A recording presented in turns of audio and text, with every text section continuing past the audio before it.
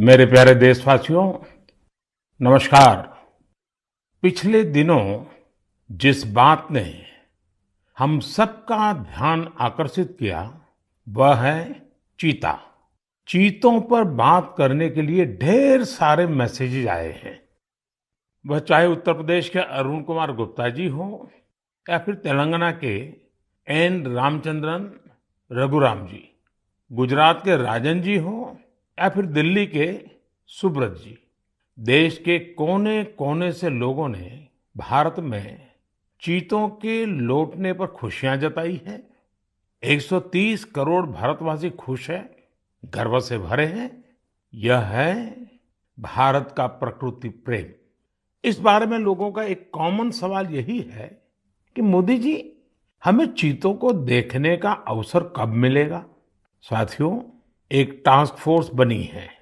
यह task force चीतों की monitoring करेगी और ये देखेगी कि यहाँ के माहौल में वो कितने घुल मिल पाए हैं। इसी आधार पर कुछ महीने बाद कोई निर्णय लिया जाएगा और तब आप चीतों को देख पाएंगे। लेकिन तब तक मैं आप सबको कुछ कुछ काम सौंप रहा हूँ। इसके लिए माय गॉव के प्लेटफॉर्म पर एक कंपटीशन आयोजित किया जाएगा, जिसमें लोगों से मैं कुछ चीजें शेयर करने का आग्रह करता हूँ। चीतों को लेकर जो हम अभियान चला रहे हैं, आखिर उस अभियान का नाम क्या होना चाहिए? क्या हम इन सभी चीतों के नामकरण के बारे में भी सोच सकते हैं कि इनमें से हर एक को किस नाम से बुलाया जाए? वैसे ये नामकरण अगर ट्रेडिशनल हो तो काफी अच्छा रहेगा, क्योंकि अपने समाज और संस्कृति, परंपरा और विरासत से जुड़ी हुई कोई भी चीज हमें सहज ही अपनी ओर आकर्षित करती है। यही नहीं, आप ये भी बताएं, आखिर इंसानों को एनिमल्स के साथ कैसे बिहेव करना चाहिए। हमारी फंडामेंटल ड्यूटीज में भी तो रिस्पेक्ट फॉर एनिमल्स पर जोर दिया गया है। मेरी आप सभी से अपील है कि आप इस कंपटीशन में जरूर भाग लीजिए। क्या पता इनाम स्वरूप चीते देखने का पहला अवसर आपको ही मिल जाए। मेरे प्यारे देशवासियों, आज 25 सितंबर को देश के प्रखर मानवतावादी, चिंतक और महान सपूत दीनदयाल उपाध्याय जी का जन्मदिन मनाया जाता है। किसी भी देश के युवा जैसे जैसे अपनी पहचान और गौरव पर गर्व करते हैं, उन्हें अपने मौलिक विचार और दर्शन उतने ही आकर्षित करते हैं। दीनदयाल जी के विचारों की सबसे बड़ी खूबी यही रही है, उन्होंने अपने जीवन में विश्व की बड़ी बड़ी उथल पुथल को देखा था। वो विचारधाराओं के संघर्षों के साक्षी बने थे। इसलिए उन्होंने एकात्म मानव दर्शन और अंत्योदय का एक विचार देश के सामने रखा, जो पूरी तरह भारतीय था। दीनदयाल जी का एकात्म मानव दर्शन एक ऐसा विचार है जो विचारधारा के नाम पर द्वंद्व और दुराग्रह से मुक्ति दिलाता है।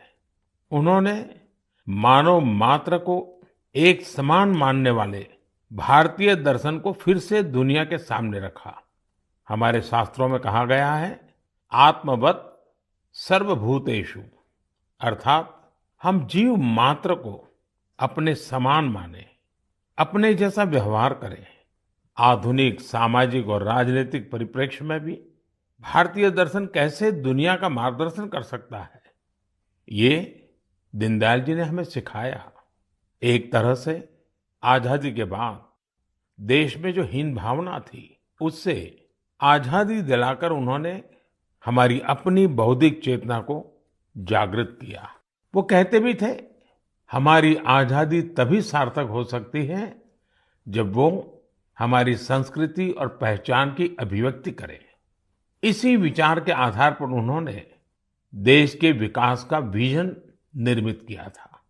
दीनदयाल उपाध्याय जी कहते थे कि देश की प्रगति का पैमाना अंतिम पायदान पर मौजूद व्यक्ति होता है। आजादी के अमृत काल में हम दीनदयाल जी को जितना जानेंगे, उनसे जितना सीखेंगे, देश को उतना ही आगे लेकर जाने की हम सबको प्रेरणा मिलेगी। मेरे प्यारे देशवासियों, आज से 3 दिन बाद यानी 28 सितंबर को अमृत महोत्सव का एक विशेष दिन आ रहा है। इस दिन हम भारत माँ के वीर सपूत भगत सिंह जी की जयंती मनाएंगे। भगत सिंह जी की जयंती के ठीक पहले उन्हें श्रद्धांजलि स्वरूप एक महत्वपूर्ण निर्णय किया है। यह तय किया है कि चंडीगढ़ एयरपोर्ट का नाम अब शहीद भगत सिंह जी के नाम पर रखा जाएगा। इसकी लंबे समय से प्रतीक्षा की जा रही थी।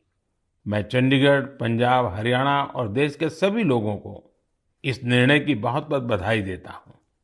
साथियों, हम अपने स्वतंत्रता सेनानियों से प्रेरणा लें, उनके आदर्शों पर चलते हुए उनके सपनों का भारत बनाएं, यही उनके प्रति हमारी श्रद्धांजलि होती है। शहीदों के स्मारक, उनके नाम पर स्थानों और संस्थानों के नाम हमें कर्तव्य के लिए प्रेरणा देते हैं। अभी कुछ दिन पहले ही देश ने कर्तव्य पथ पर नेताजी सुभाष चंद्र बोस की मूर्ति की स्थापना के जरिए भी ऐसा ही एक प्रयास किया है।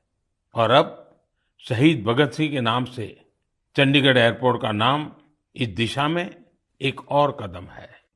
मैं चाहूंगा अमृत महोत्सव में हम जिस तरह स्वतंत्रता सेनानियों से जुड़े विशेष अवसरों पर सेलिब्रेट कर रहे हैं, उसी तरह 28 सितंबर को भी हर युवा कुछ नया प्रयास अवश्य करे। वैसे मेरे प्यारे देशवासियों, आप सभी के पास 28 सितंबर को सेलिब्रेट करने की एक और वजह भी है। जानते हैं क्या है?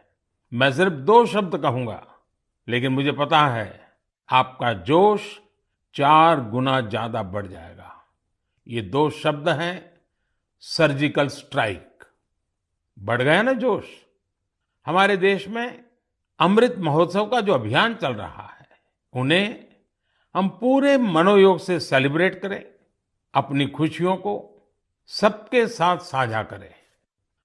मेरे प्यारे देशवासियों, कहते हैं जीवन के संघर्षों से तपे हुए व्यक्ति के सामने कोई भी बाधा टिक नहीं पाती। अपनी रोजमर्रा की जिंदगी में हम कुछ ऐसे साथियों को भी देखते हैं जो किसी ना किसी शारीरिक चुनौती से मुकाबला कर रहे हैं। बहुत से ऐसे भी लोग हैं जो या तो सुन नहीं पाते या बोलकर अपनी बात नहीं रख पाते। ऐसे साथियों के लिए सबसे बड़ा संबल होती है साइन लैंग्वेज। लेकिन भारत में बरसों से एक बड़ी दिक्कत ये थी कि साइन लैंग्वेज के लिए कोई स्पष्ट हाव भाव तय नहीं थे, स्टैंडर्ड्स नहीं थे। इन मुश्किलों को दूर करने के लिए ही वर्ष 2015 में Indian sign language research and training centre की स्थापना हुई थी। मुझे खुशी है कि ये संस्थान अब तक 10,000 वर्ड्स और एक्सप्रेशंस की डिक्शनरी तैयार कर चुका है। 2 दिन पहले यानी 23 सितंबर को साइन लैंग्वेज डे पर कई स्कूली पाठ्यक्रमों को भी साइन लैंग्वेज में लॉन्च किया गया है। साइन लैंग्वेज के तय स्टैंडर्ड को बनाए रखने के लिए राष्ट्रीय शिक्षा नीति में भी काफी बल दिया गया है। साइन लैंग्वेज की जो डिक्शनरी बनी है, उसके वीडियो बनाकर भी उनका निरंतर प्रसार किया जा रहा है। YouTube पर कई लोगों ने, कई संस्थानों ने इंडियन साइन लैंग्वेज में अपने चैनल शुरू कर दिए हैं।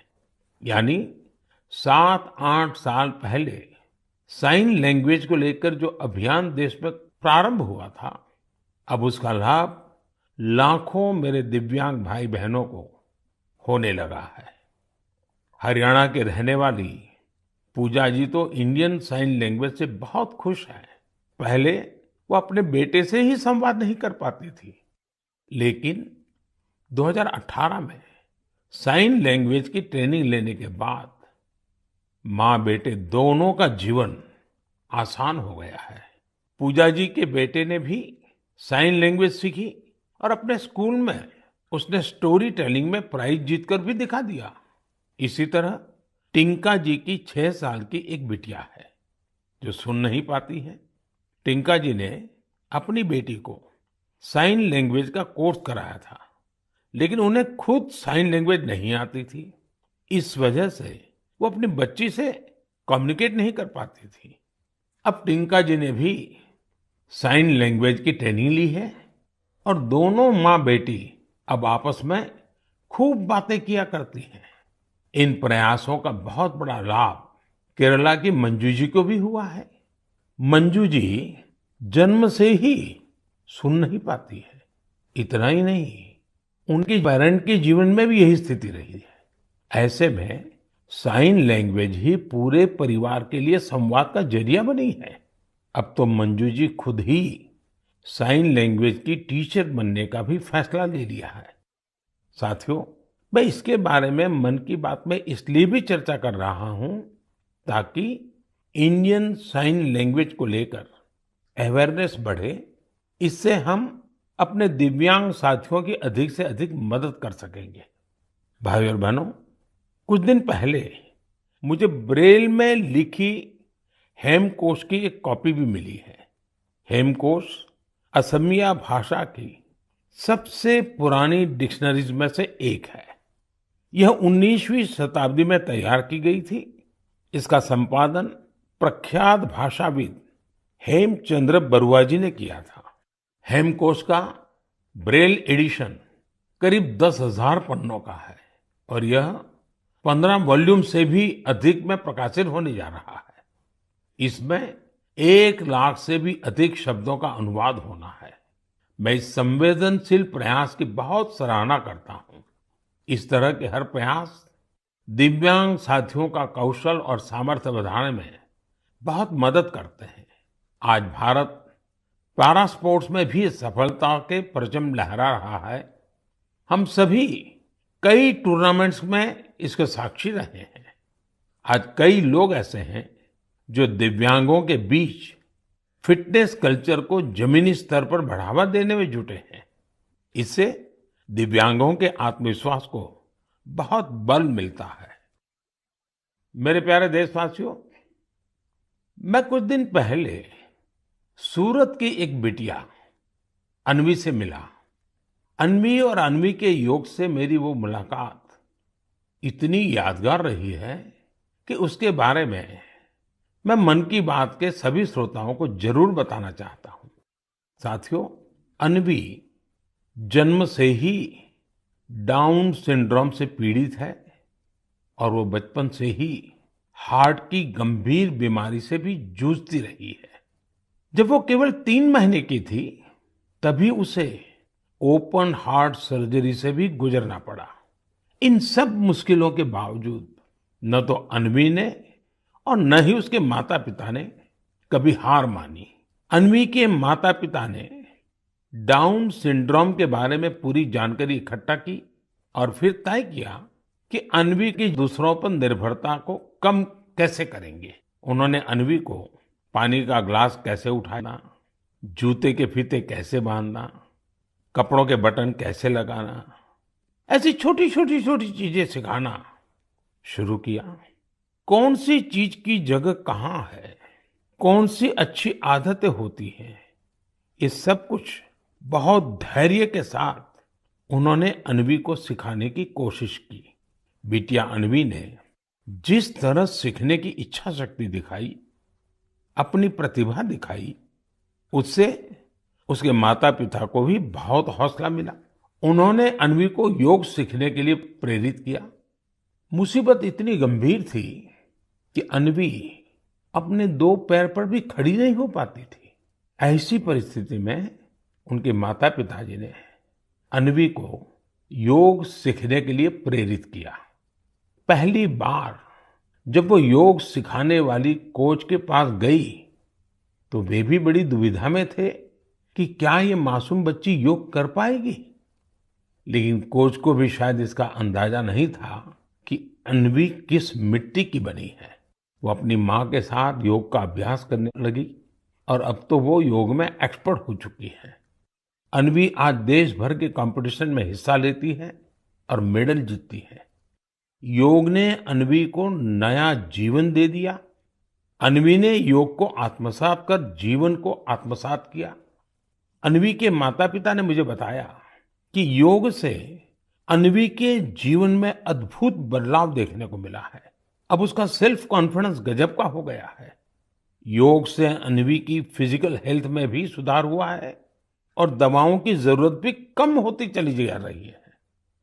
मैं चाहूंगा कि देश विदेश में मौजूद मन की बात के श्रोता अन्वी को योग से हुए लाभ का वैज्ञानिक अध्ययन कर सके। मुझे लगता है कि अन्वी एक बढ़िया केस स्टडी है जो योग के सामर्थ्य को जांचना परखना चाहते हैं। ऐसे वैज्ञानिकों ने आगे आकर के अन्वी की इस सफलता पर अध्ययन करके योग के सामर्थ्य से दुनिया को परिचित कराना चाहिए। ऐसी कोई भी रिसर्च दुनिया भर में डाउन सिंड्रोम से पीड़ित बच्चों की बहुत मदद कर सकती है। दुनिया अब इस बात को स्वीकार कर चुकी है कि फिजिकल और मेंटल वेलनेस के लिए योग बहुत ज्यादा कारगर है। विशेषकर डायबिटीज और ब्लड प्रेशर से जुड़ी मुश्किलों में योग से बहुत मदद मिलती है। योग की ऐसी ही शक्ति को देखते हुए 21 जून को संयुक्त राष्ट्र ने अंतर्राष्ट्रीय योग दिवस मनाना तय किया हुआ है। अब यूनाइटेड नेशन संयुक्त राष्ट्र ने भारत के एक और प्रयास को रिकॉग्नाइज किया है, उसे सम्मानित किया है। ये प्रयास है वर्ष 2017 में शुरू किया गया इंडिया हाइपरटेंशन कंट्रोल इनिशिएटिव। इसके तहत ब्लड प्रेशर की मुश्किलों से जूझ रहे लाखों लोगों का इलाज सरकारी सेवा केंद्रों में किया जा रहा है। जिस तरह इस इनिशिएटिव ने अंतर्राष्ट्रीय संस्थाओं का ध्यान अपनी ओर खींचा है, वो अभूतपूर्व है। ये हम सबके लिए उत्साह बढ़ाने वाली बात है कि जिन लोगों का उपचार हुआ है उनमें से करीब आधे का ब्लड प्रेशर कंट्रोल में है।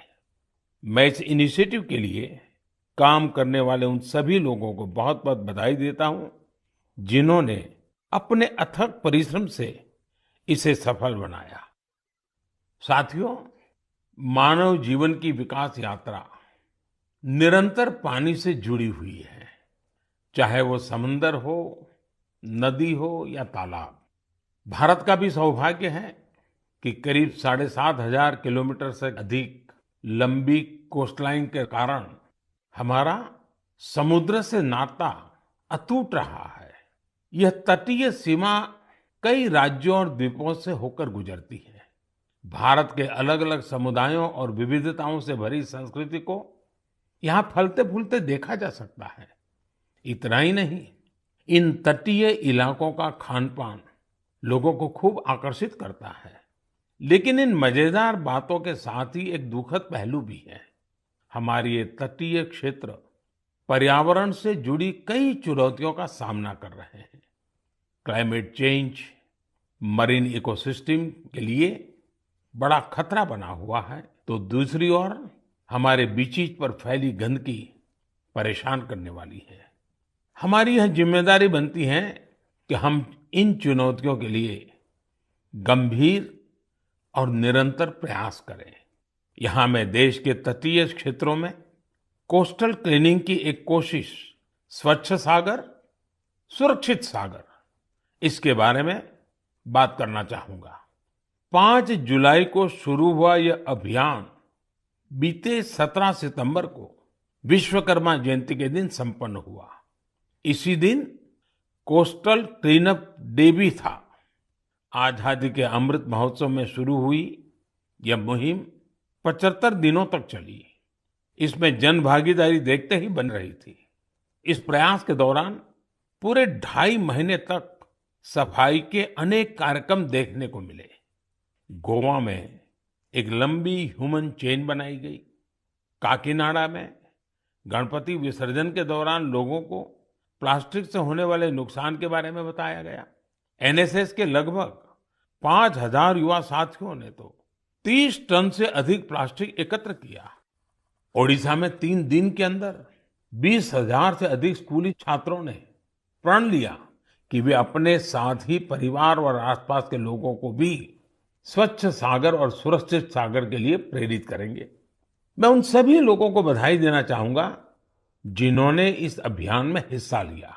इलेक्टेड ऑफिशियल्स, खासकर शहरों के मेयर और गांवों के सरपंचों से जब मैं संवाद करता हूं, तो ये आग्रह जरूर करता हूं कि स्वच्छता जैसे प्रयासों में लोकल कम्युनिटीज और लोकल ऑर्गेनाइजेशंस को शामिल करें, इनोवेटिव तरीके अपनाएं।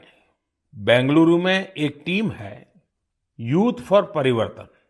पिछले 8 सालों से यह टीम स्वच्छता और दूसरी सामुदायिक गतिविधियों को लेकर काम कर रही है।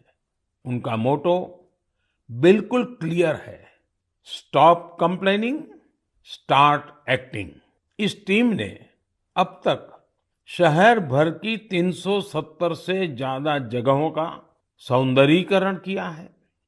हर स्थान पर यूथ फॉर परिवर्तन के अभियान ने 100 से 150 नागरिक को जोड़ा है। प्रत्येक रविवार को यह कार्यक्रम सुबह शुरू होता है और दोपहर तक चलता है। इस कार्य में कचरा तो हटाया ही जाता है, दीवारों पर पेंटिंग और आर्टिस्टिक स्केचेस बनाने का काम भी होता है। कई जगहों पर तो आप प्रसिद्ध व्यक्तियों के स्केचेस और उनके इंस्पिरेशनल कोट्स भी देख सकते हैं। बेंगलुरु के यूथ फॉर परिवर्तन के प्रयासों के बाद मैं आपको मेरठ के कबाड़ से जुगाड़ अभियान के बारे में भी बताना चाहता हूँ। यह अभियान पर्यावरण की सुरक्षा के साथ साथ शहर के सौंदर्यीकरण से भी जुड़ा है। इस मुहिम की खास बात यह भी है कि इसमें लोहे का स्क्रैप, प्लास्टिक वेस्ट, पुराने टायर और ड्रम जैसी बेकार हो चुकी चीजों का प्रयोग किया जाता है। कम खर्चे में सार्वजनिक स्थलों का सौंदर्यीकरण कैसे हो, यह अभियान इसकी भी एक मिसाल है। इस अभियान से जुड़े सभी लोगों की मैं हृदय से सराहना करता हूं। मेरे प्यारे देशवासियों, इस समय देश में चारों ओर उत्सव की रौनक है। कल नवरात्रि का पहला दिन है। इसमें हम देवी के पहले स्वरूप मां शैलपुत्री की उपासना करेंगे। यहाँ से 9 दिनों का नियम, संयम और उपवास, फिर विजयादशमी का पर्व भी होगा।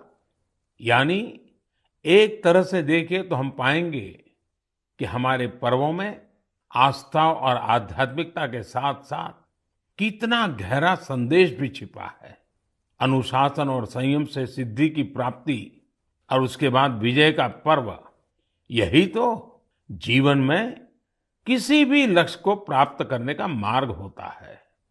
दशहरे के बाद धनतेरस और दिवाली का भी पर्व आने वाला है। साथियों, बीते वर्षों से हमारे त्योहारों के साथ देश का एक नया संकल्प भी जुड़ गया है। आप सब जानते हैं, ये संकल्प है वोकल फॉर लोकल का। अब हम त्योहारों की खुशी में अपने लोकल कारीगरों को, शिल्पकारों को और व्यापारियों को भी शामिल करते हैं। आने वाले 2 अक्टूबर को बापू की जयंती के मौके पर हमें इस अभियान को और तेज करने का संकल्प लेना है। खादी, हैंडलूम, हैंडीक्राफ्ट, ये सारे प्रोडक्ट के साथ साथ लोकल सामान जरूर खरीदें। आखिर इस त्योहार का सही आनंद भी तब है जब हर कोई इस त्योहार का हिस्सा बने। इसलिए स्थानीय प्रोडक्ट के काम से जुड़े लोगों को हमें सपोर्ट भी करना है। एक अच्छा तरीका ये है कि त्योहार के समय हम जो भी गिफ्ट करें, उसमें इस प्रकार के प्रोडक्ट को शामिल करें।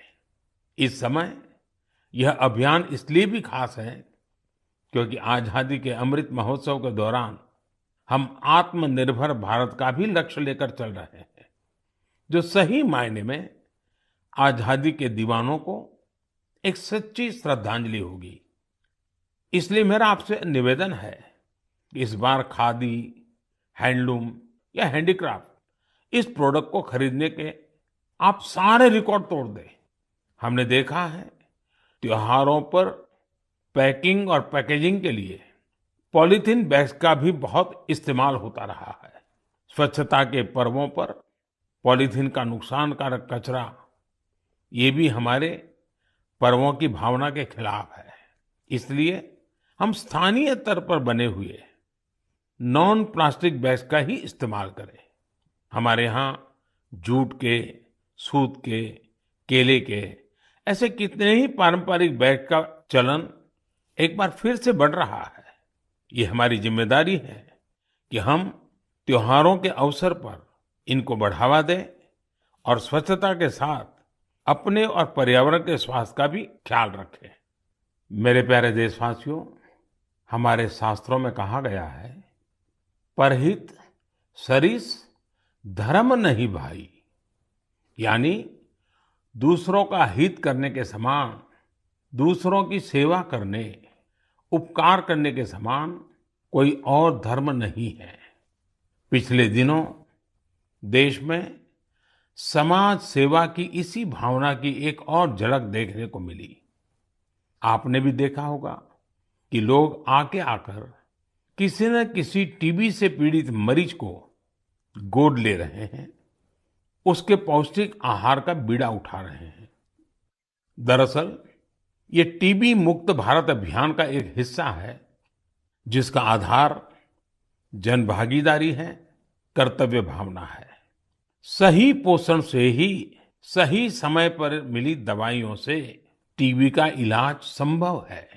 मुझे विश्वास है कि जन भागीदारी की इस शक्ति से वर्ष 2025 तक भारत जरूर टीबी से मुक्त हो जाएगा। साथियों, केंद्र शासित प्रदेश दादरा नगर हवेली और दमन दीव से भी मुझे एक ऐसा उदाहरण जानने को मिला है जो मन को छू लेता है। यहाँ के आदिवासी क्षेत्र में रहने वाली जीनू रावतिया जी ने लिखा है कि वहाँ चल रहे गांव दत्तक कार्यक्रम के तहत मेडिकल कॉलेज के स्टूडेंट्स ने 50 गांवों को गोद लिया है। इसमें जीनू जी का गांव भी शामिल है। मेडिकल के ये छात्र बीमारी से बचने के लिए गांव के लोगों को जागरूक करते हैं, बीमारी में मदद भी करते हैं और सरकारी योजनाओं के बारे में भी जानकारी देते हैं। परोपकार की ये भावना गांव में रहने वालों के जीवन में नई खुशियां लेकर आई है। मैं इसके लिए मेडिकल कॉलेज के सभी विद्यार्थियों का अभिनंदन करता हूं। साथियों, मन की बात में नए नए विषयों की चर्चा होती रहती है। कई बार इस कार्यक्रम के जरिए हमें कुछ पुराने विषयों की गहराई में भी उतरने का मौका मिलता है। पिछले महीने मन की बात में मैंने मोटे अनाज और वर्ष 2023 को इंटरनेशनल मिलेट ईयर के तौर पर मनाने से जुड़ी चर्चा की थी। इस विषय को लेकर लोगों में बहुत उत्सुकता है। मुझे ऐसे ढेरों पत्र मिले हैं जिसमें लोग बता रहे हैं कि उन्होंने कैसे मिलेट्स को अपने दैनिक भोजन का हिस्सा बनाया हुआ है। कुछ लोगों ने मिलेट्स से बनने वाली पारंपरिक व्यंजनों के बारे में भी बताया है। ये एक बड़े बदलाव के संकेत है।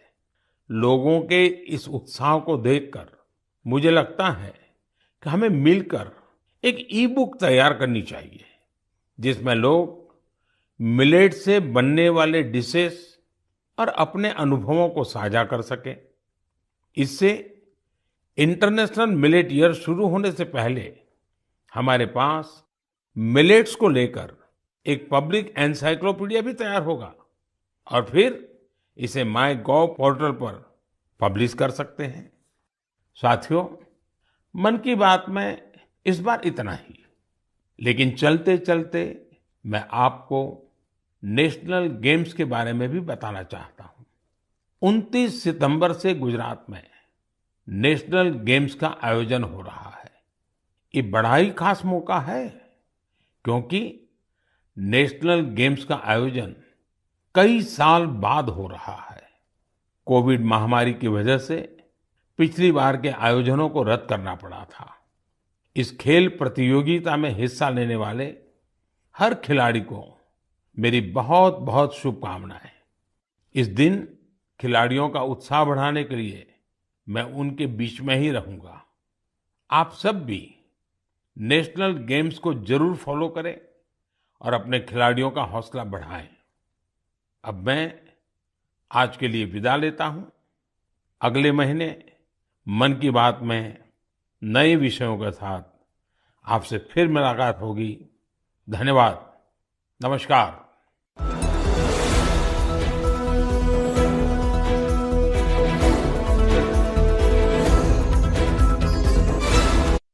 आकाशवाणी और दूरदर्शन के सभी